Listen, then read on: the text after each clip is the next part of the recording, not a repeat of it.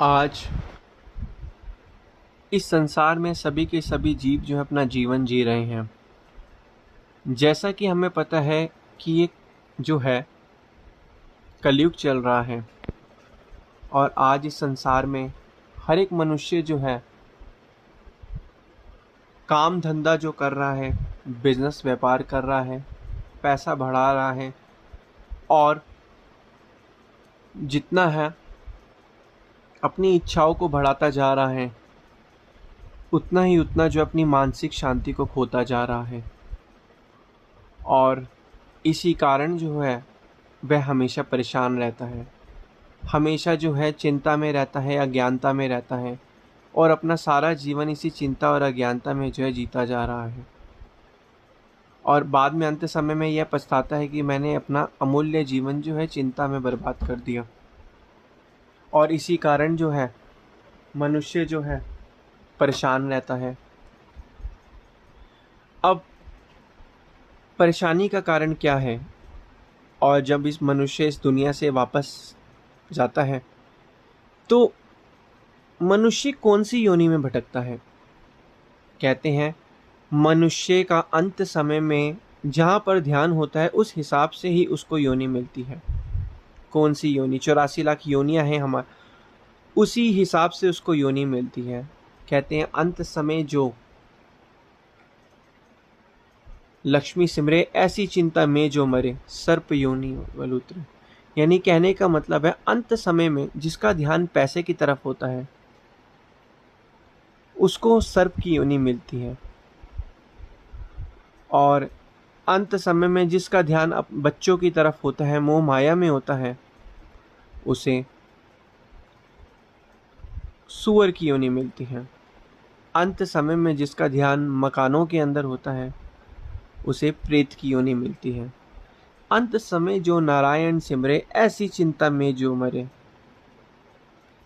और अंत समय में हम जैसे और आप जैसे जो भाग्यशाली गुरुमुख हैं, जिन्हें वक़्त के संतों महापुरुषों का साथ मिला है और उनका सत्संग हमें मिला है, हमें सही और गलत की परख का पता चल चुका है।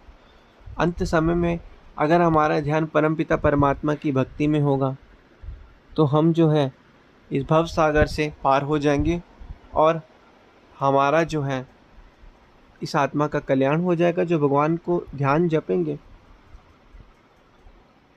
तो हमारी आत्मा का कल्याण हो जाएगा। तो कहने का तात्पर्य यही है कि मनुष्य इस संसार में जीवन भी जी रहा है, बिजनेस व्यापार भी बढ़ा रहा है और पैसे को भी एकत्रित कर रहा है, लेकिन मुझे एक आत्मिक शांति, एक जो आनंद है, परम आनंद, वो उसको कहीं से प्राप्त नहीं हो रहा। उसको उसकी खोज के लिए मनुष्य क्या करता है? उसकी खोज के लिए मनुष्य जो है इस संसार में जाता है, मनुष्य जो है इस संसार में बिजनेस व्यापार करता है, थोड़ा बहुत कहीं घूमने चला जाता है, जिस कारण उसका जो है मन उस आनंद को प्राप्त करे। थोड़ा टीवी देखता है, फ़ोन चलाता है ताकि उसका मन जो है डाइवर्ट हो, उसे आनंद मिले। जगहों पर जाता है घूमने, और इसी कारण उसका कहने का तात्पर्य ये है, उसका मेन मकसद क्या है कि उस आनंद को प्राप्त करना, लेकिन उसे वो आनंद नहीं मिलता। वो आनंद, वो सच्ची शांति, सच्चा आनंद, मन के अंदर वो ठंडक, उसे वो प्राप्त नहीं होती। उसे वो कब प्राप्त होगी? जब वो वक़्त के संतों महापुरुषों की चरण शरण में जाएगा, उन्होंने जो नाम बख्शा है उस नाम का सुमिरन करेगा, ध्यान करेगा, आराधन करेगा, उस नाम को जपेगा, तभी जाके उसको वहाँ शांति मिलेगी। अभी तो वो बात हो गई, गूंगे ने गुड़ खाया, अब वो किसको बताएं स्वाद कैसा था। अगर एक गूंगे को गुड़ खिलाया जाए और गुड़ का स्वाद कैसा हो और वो गूंगे से ही पूछा जाए तो क्या वो बता सकता है कि गुड़ का स्वाद कैसा था? नहीं। तो इसी प्रकार जो है, जो भक्ति करता है, सेवा करता है, परमपिता परमात्मा का रोज भजन अभ्यास निरंतर ध्यान करता है, उसे ही इस सच्चे आनंद का पता है, उसे ही सच्ची शांति का पता है, उसे ही पता है कि मन के अंदर के ख्याल कैसे ठीक होंगे, उसे ही पता है कि मन को शांति कैसे मिलेगी। लेकिन हम जैसे और आप जैसे भाग्यशाली गुरुमुखों को ही यही चीज़ का पता है कि मन को कैसे नियंत्रित करना है। इस अमानव का जो जन्म है, अमूल्य जन्म है, इस जन्म को कैसे लेखे लगाना है। हम परमपिता परमात्मा की बंदगी करके ही इस मानव मनुष्य जन्म को जो है लेखे लगा सकते हैं। लेकिन मनुष्य इस चीज़ को समझता ही नहीं है।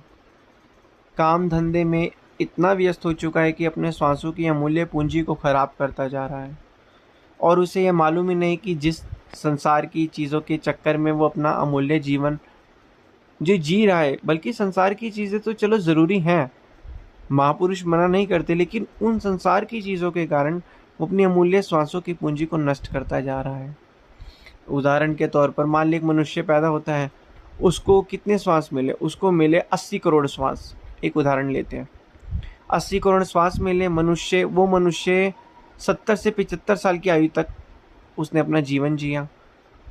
जब इस दुनिया में आया तो उसे श्वासों की 70 करोड़ की पूंजी मिली, एक उदाहरण के तौर पर। हालांकि इससे ज़्यादा ही होते हैं, क्योंकि हमें नहीं पता हम दिन में कितने श्वास जपते हैं। एक और मरते टाइम उसने एक भी श्वास में अगर भगवान का नाम नहीं जपा, और जब इस संसार से जाएगा, उस मालिक की दरगाह में जाएगा, आत्मा जब इस शरीर से निकल जाएगी तो साथ में जाएगी श्वासों की पूंजी। फिर वहाँ जाके हमारी श्वासों की पूंजी चेक होगी कि हमने इस श्वासों की पूंजी में कितना नाम जपा, कितना नहीं। फिर हमारा लेखा जोखा वहाँ होगा कि श्वासों की पूंजी में हमने कितना नाम जपा, कितना नाम नहीं जपा। फिर हमें यह पता चलेगा कि हमने नाम, तब हमारे कहते हैं ना अंत समय में मेन पता चलेगा। एक विद्यार्थी जितना मर्जी अच्छा पढ़ ले, जब तक अंत समय में उसकी परीक्षा होती है तभी पता चलता है कि उसने असली में पूरे साल क्या पढ़ा। तो जब हम इस दुनिया से आएंगे तब अंत समय में पता चलेगा कि हमने कितना उस श्वासों में नाम जपा। फिर चेक किया गया, देखा गया तो इस आदमी ने तो 70 करोड़ श्वास में से एक भी श्वास में नाम नहीं जपा। तो समझो, कहने का मतलब समझो कि जो हमें ये जो श्वासें मिली हैं, इन श्वासों का मतलब क्या है। ये श्वास अपने आप ही चल रहे एक माला की तरह। बस हमें क्या करना है, श्वासों के अंदर नाम को जपना है। श्वासों के अंदर जब हम नाम जपेंगे तो हमारे मन के अंदर शांति आएगी, हमारा मन आनंद से व्यतीत होगा, जीवन सुख और शांति से व्यतीत होगा। क्योंकि साथ जाने वाली हमारी चीज़ बस एक ये श्वास ही है हमारे। अगर हम इसमें परमपिता परमात्मा का ध्यान कर लेंगे, नाम जप लेंगे, तो हमारे मन के अंदर शांति आएगी, जीवन सुख शांति और आनंद से व्यतीत होगा।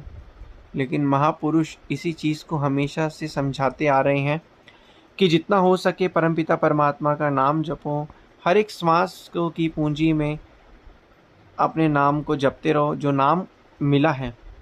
क्योंकि ना जाने इस दुनिया से कब जाना पड़ जाए और ये श्वासों की पूंजी खाली की खाली रह जाए। इसलिए वक़्त के संत महापुरुष यही फरमाते हैं कि श्वासा खाली जात है 3 लोक का मोल, कि जो श्वास है ये 3 लोकों का मोल है, इसे बर्बाद मत जाने दो। हर एक श्वास में परमपिता परमात्मा का नाम जपो, जिससे तुम्हारे मन के अंदर शांति आएगी। और तभी ये फरमाते हैं कि कलयुग केवल नाम आधारा, सिमर सिमर नर उतरे पारा। कलयुग केवल नाम आधार है। जो इस कलयुग के अंदर सिर्फ नाम का सिमरण करेगा वही इस भव सागर से पार हो जाएगा, और कोई रास्ता नहीं है इस भव सागर से पार होने का। अब यह आपको समझना है। समय भी मिला, आपको ज्ञान भी मिला, और अगर हम उस ज्ञान पर ना चलें तो सबसे बड़ी हमारी भूल है। एक विद्यार्थी को अच्छा शिक्षक मिला, अच्छा टीचर मिला, विद्यार्थी को अच्छी किताबों का मटेरियल मिला, अच्छी ट्यूशन मिली, अच्छा स्कूल मिला। अब अगर वो विद्यार्थी नहीं पढ़ेगा तो यह उसकी गलती है। तो इसलिए सब कुछ समझने के बाद भी जो नहीं समझते, तो ये हमारी सबसे बड़ी भूल है।